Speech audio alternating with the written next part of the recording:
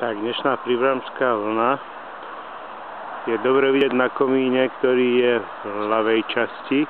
Ten sa nachádza tesne za prednou stranou rotoru, takže vlastne dym postupuje akoby proti vetru a potom ho nasáva ten rotor. Ďalší komín, ktorý je v pravej časti obrázku, tam je vidieť, ako fúka vietor proti nám. To sa vlastne ešte nachádza v klesavej časti ten komín.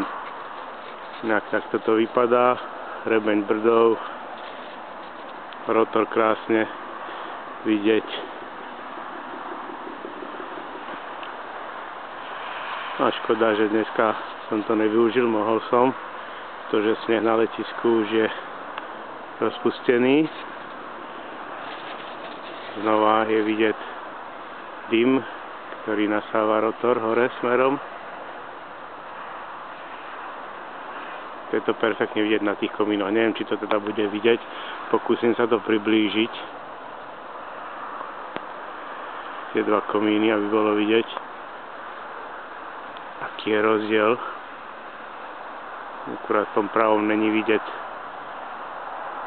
moc ten dym.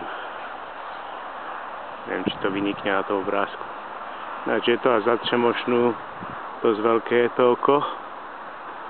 Dneska by to určite šlo perfektne, ak na budúce vyskúšame. Ja som pozeral aj pražský výstup, do 1500 metrov je dobrý a potom je tam strih asi o 30 stupňov, ale to by nemalo vadiť.